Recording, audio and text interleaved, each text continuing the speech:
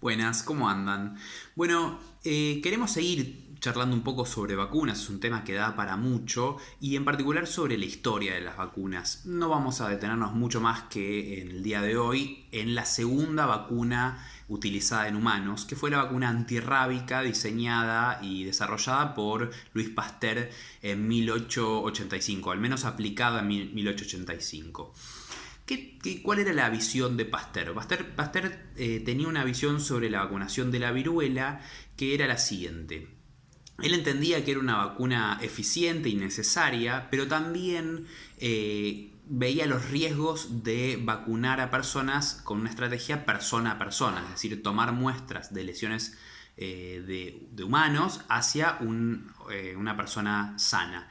Eso implicaba el riesgo de desarrollar otras enfermedades de transmisión y además había una cuestión de la falta de predecibilidad de eso, ¿no? Obviamente cada vez que uno tomaba muestras de personas, la respuesta podía variar mucho y faltaba una estandarización, una forma de prever los resultados a gran escala. Pasteur no arranca su desarrollo de vacunas con la vacuna antirrábica, sino que comienza trabajando con vacunas o desarrollando vacunas para el ganado.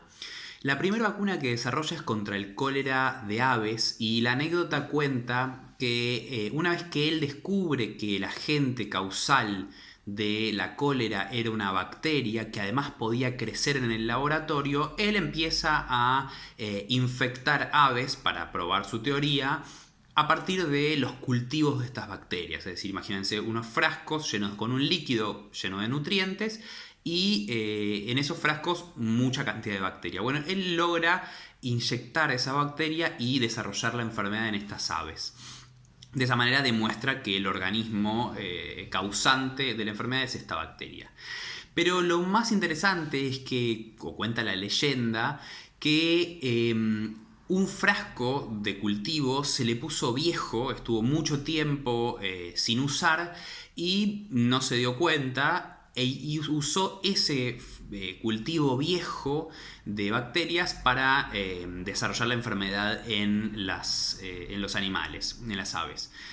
Lo que descubre es que no solo estos animales no se habían enfermado, sino que luego al aplicarles bacterias frescas, digamos, cultivos más nuevos, los animales no se enfermaban y descubre así la primer vacuna de bacterias atenuadas, que decimos atenuadas, por un método de la época, digamos, que era dejar envejecer el cultivo, es decir, bacterias que por la falta de nutrientes y por agresiones físicas del ambiente ya tenían una dificultad muy grande en replicarse, en crecer, con lo cual es el surgimiento de la primera vacuna de bacterias atenuadas. Ahora, él hace lo mismo con el anthrax en ovejas y obtiene los mismos resultados, es decir, logra atenuar la bacteria causante del anthrax por métodos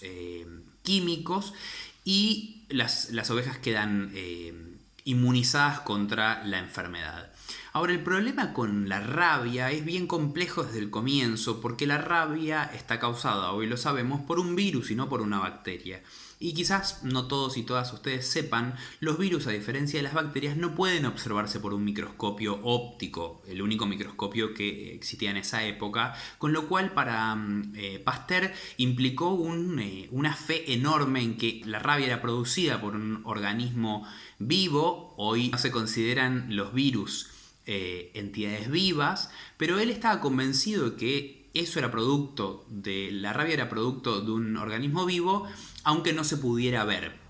Pero no solamente el problema era que no se podía ver, sino que además estos virus no crecían en los medios de cultivo de bacterias. Con lo cual, el siguiente paso que dio Pasteur es: este virus que genera determinada sintomatología debe alojarse en el sistema nervioso central. Entonces lo que hizo Pasteur es primero inocular fracciones de materia extraída del cerebro y la médula espinal de animales infectados a animales sanos y así demostrar que la enfermedad podía ser transmitida y que el causante de la enfermedad estaba en ese tejido. Pero como venimos charlando, no es lo mismo enfermar a un animal o a una persona que protegerlo, que vacunarlo. ¿Qué piensa Pasteur? Bueno, tengo que atenuar este organismo, el causante de la rabia, para generar protección en los animales. ¿Qué hace Pasteur? Él piensa que está atenuando nuevamente este organismo al desecar el tejido nervioso de un animal infectado. Hoy sabemos que eso lo que hace es inactivar un virus. En medios de comunicación van a escuchar virus muertos. Lo que no está vivo no se puede morir. Entonces el término correcto para un virus es activo o inactivo. Pero lo que es cierto es que ese tejido contenía virus inactivos, incapaces de replicar, pero que sí proveían protección a los animales sanos. No solamente a animales en general, sino él demuestra en 1885 que un joven inmuniza a un joven en este año con este tejido desecado de animales infectados, pero además este joven tenía la particularidad de que no era una persona sana porque había estado mordido 14 veces, dicen los registros, por un perro rabioso. Y de esa manera salva la vida de él y salva la vida de cientos de personas que habían sido mordidas por animales infectados.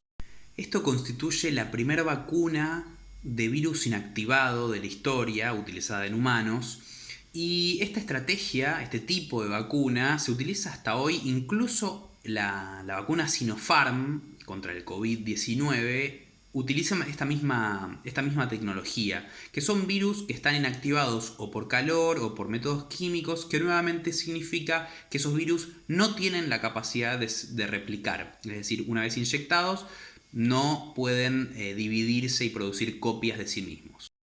Hoy en día la rabia mata a decenas de miles de personas, fundamentalmente en Asia y en África. En Argentina el último caso en personas de rabia fue en el año 2001, pero la estrategia de vacunación es la principal herramienta para lo que se propone la Organización Mundial de la Salud en 2030, que es no tener ninguna víctima humana más de rabia para ese año.